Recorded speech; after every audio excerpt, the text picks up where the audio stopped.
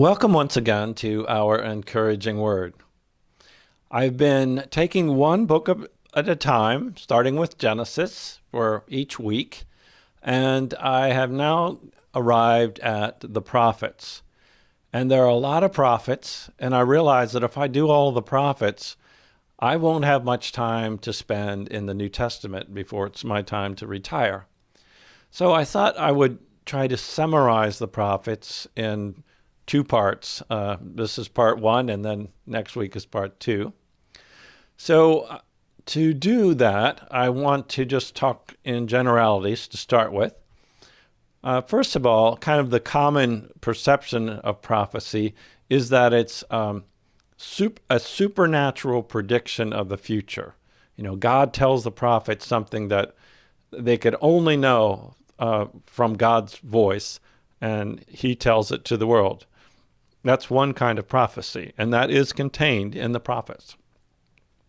The other kind of prophecy is very much more straightforward. If we continue to disobey God and do these things, then bad things are going to happen. If we don't do that, if we obey God, then good things are happen. Paul said it very well. Do not be deceived. God is not mocked. Whatsoever we sow, that we shall also reap. And if we sow good things will happen. If we sow bad things will happen. So that's sort of one way to think about prophecy. It has that supernatural predictions and also those very, very straightforward, realistic predictions of if-then kinds of things. Now, another conception that we have about prophets is they are prophets of doom and gloom. And very often the prophets are gloomy when they look at human behavior, when they look at human selfishness, when they look at human self-centeredness, when they look at our tendency to disobey God and go our own way. They are very gloomy. They just look and see, man, this is a train wreck about to happen. Very often, that's what the prophets say. On the other hand, when the prophets focus on God, when they turn their eyes to God and His power and His grace and His mercy and His forgiveness, they see glorious things in the future.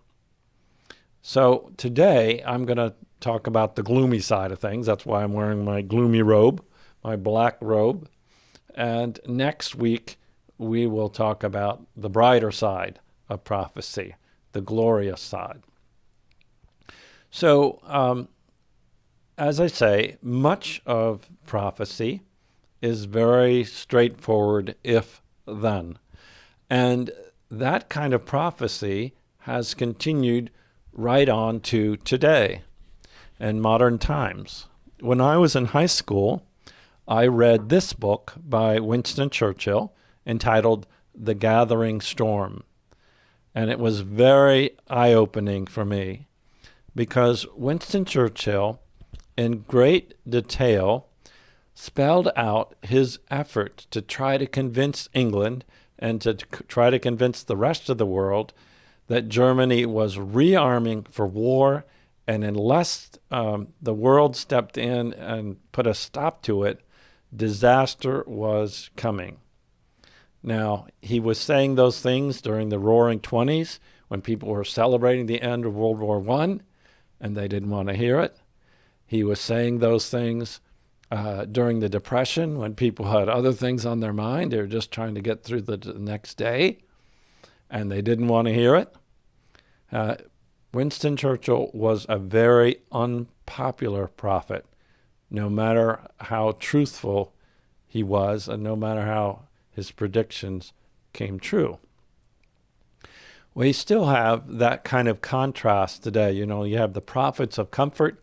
In Churchill's time, it was Neville Chamberlain who made a treaty with Hitler, and he came home saying, there will be peace in our time. In fact, people have always had this choice between which prophet they want to listen to, the prophet of comfort or the prophet of uncomfort. And we have that today. So about a year ago, there were prophets saying, unless we change our behavior, unless we social distance, unless we wear masks, unless we wash our hands, hundreds of thousands of people will die. And then we had other prophets saying, you watch, it will magically disappear by Easter. Now, which prophet do we want to hear, and which prophets turned out to be right?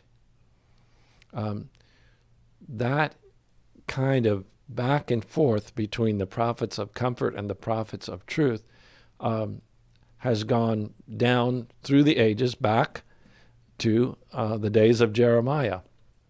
Jeremiah talks about this in chapter 6.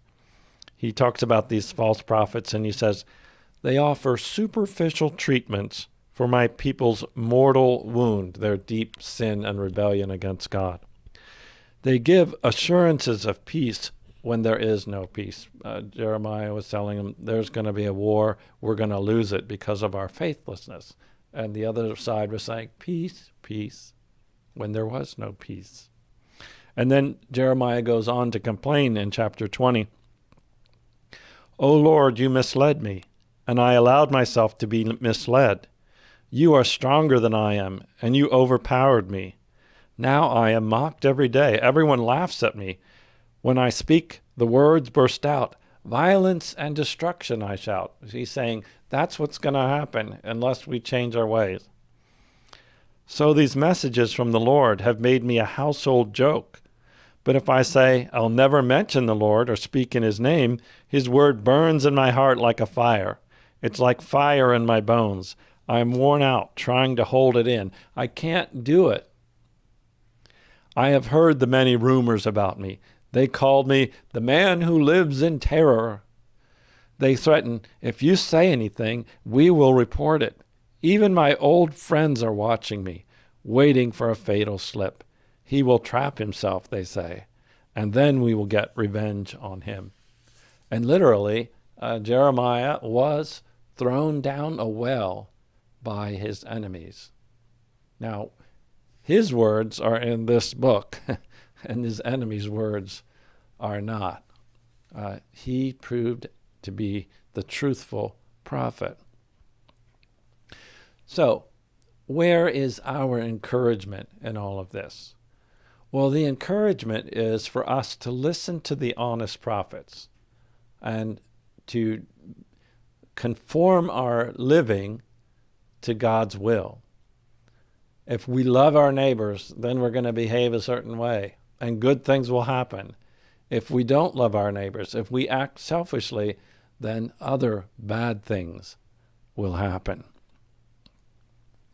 So, for us, the sooner we listen to the honest prophets out there regarding the coronavirus, regarding the environment, regarding social justice, regarding economic justice, the sooner good things will happen and the fewer bad things will happen.